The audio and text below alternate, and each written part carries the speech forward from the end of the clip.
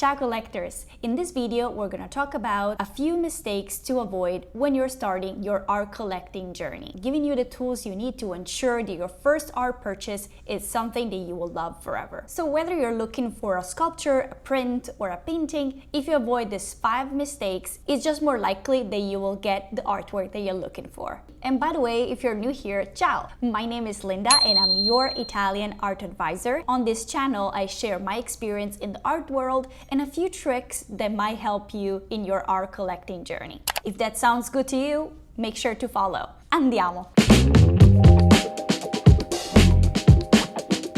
So let's start with these 5 mistakes to avoid. The first one will be not to set a realistic budget for yourself. I totally understand you have a very expensive taste, most art collectors do, but having a budget set from the beginning, it's very important because that will guide you through what to choose and what not to choose in the specific time of your life. I feel like one of the most common mistakes is that people feel the pressure of buying something big, something expensive for their first art purchase.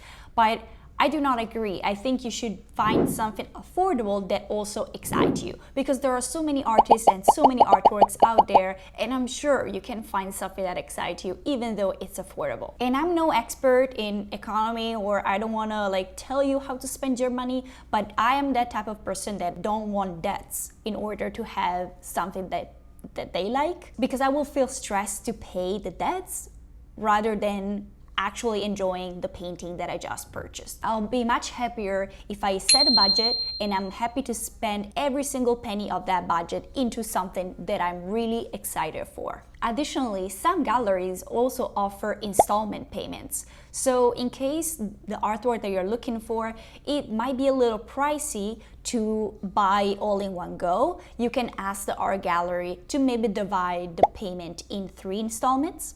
So that can, weigh a little bit less on your finances every month, and maybe after 4 months, you get your artwork paid and you can get it installed in your home. Of course, not all the galleries do it, so you should definitely inquire with the gallery that you're thinking of. Second most common mistake would be to not do the research. Either if you're buying an emerging artist or an established artist, you need to do the research for both of them. Because in case it's an emerging artist, you want to know who's the gallery that represents him, what are the prices, are they gonna have some exhibitions in museums, or are they just at the beginning of their career? There is some research to be done, and that can really affect your decision-making process. And then, in case you're interested in an affirmed or blue-chip artist, there are a few questions that you can ask yourself, like, what is the most important period in this artist's career according to the art market? What is the most famous style of artwork that this artist has done? And all these questions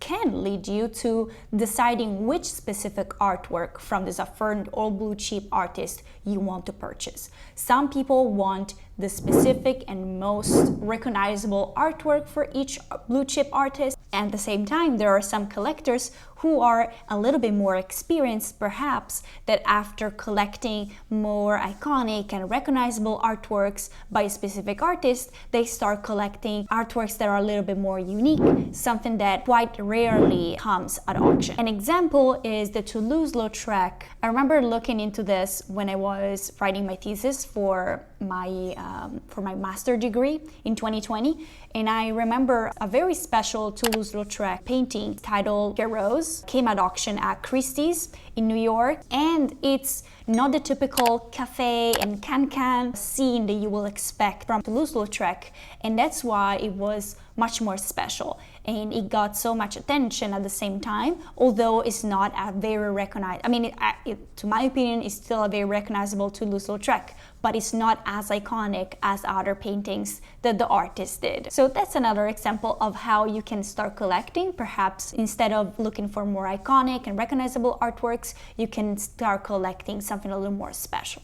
It depends what you prefer and what is your passion about. As an example, I found this interesting quotation from Patrizia Sandrettore Rebaudengo, which is one of the most famous Italian collectors. And she said, I pay a lot of attention, for example, to not just buy artists, but to buy the right artwork from that artist. I always say it's not a collection of names, but it's a collection of artworks. Of course, not a lot of people have the same budget of Patrizia Sandrettorre de Baudengo, but I think her way of seeing collecting, it's actually very interesting and very moving, because she's not just buying an artwork from that specific artist because that artist is famous. She's buying an artwork because that artwork is very significant for that artist's career, and because, according to Patrizia, has a very important meaning for the related society and historical moment of that artwork. In that way, you will buy not only a very important artist's artwork, but you will buy an artwork that is also very important for that artist's career. I think it's worth having that context in mind when you're going to look for a blue chip or established artist's work. Third most common mistake is not contacting galleries or auction houses when purchasing an artwork. Galleries can offer very important information and can also help you for the payment sometimes. And then it's also very important to establish a kind of relationship with the gallery. So maybe if you can attend multiple shows, you get to know the director, maybe the curator, and you start to have some sort of relationship with the gallery, and then you get to trust the gallery more. In the secondary market, of course, when you are going to purchase, you have to make sure, as I said already, that they give you all the documentation that is available to them. So who were the collectors that had the artwork before you? Is there a certificate of authenticity? All these documents, they are very essential. Fourth mistake is following trends. So I think trends most of the times are, it's like fashion. You don't know exactly who sets them, but it's definitely very easy to end up following them. And then you just find your wardrobe full with like 5 t-shirts that you will never wear, but because they were in 2 years ago, you bought them and whatever. I'm not a person who follows trends, and I'm not saying to be cool, but specifically in art collecting, I think you shouldn't follow trends first and foremost, because if you're going to buy an artwork to have it because you like art and you enjoy having art around you, you have to buy an artwork that you love from an artist that you are inspired from. So don't follow the trends, because trends go by and then you will have spent like $1,000 or more, likely more, on a painting that then you won't like in the next year. Don't buy an artwork just because it's from a known artist or just because you know that the artist is gonna blow. Like, don't trust these things. If you're at the beginning of your art collecting journey and you want to buy art because you are passionate and you want to have art around you, focus on things that you like. Follow your gut, but not follow the trends. Fifth, and maybe the very most common mistake that I've seen as an art consultant, is clients saying, I think I'll wait for the next year, or I think I'll wait for the next exhibition.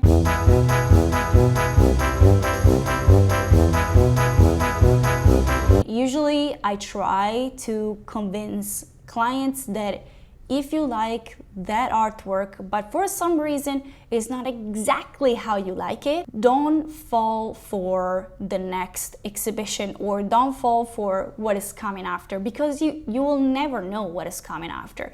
Even as working with artists directly, we don't know what the artist will produce next year. We don't know what it will produce tomorrow. So don't think that you can always buy it later, specifically for art, because art is such a unique experience and each piece is so unique. Of course, we're talking about unique pieces. There are, of course, prints as well, but even those, at some point, they will finish. If you see something that you like in an art gallery, maybe the budget is not exactly what you can afford, try to speak with the art gallery and say, I really love this artwork and I just wanted to work it out with you because I really want it and I don't want to miss it. You can try and see what the art gallery will say. In case it's an auction house, of course, that will be different because prices in art auction and in the secondary art world are decided in a very different way. So that will be definitely harder, but in case you're looking for an emerging artist, You can try to speak with the art gallery and see if you can meet in the middle. But yeah, buy that painting. Don't wait for it. Don't wait for the next exhibition or the next year, because you will never know what it will come next year. So yeah, don't wait. So these were the 5 more common mistakes that people do when purchasing their first artwork. I hope you won't do these mistakes. And if you have other mistakes that come up to your mind and you want to help other collectors to not do the same, please feel free to put them in the comments. See you next time. Ciao!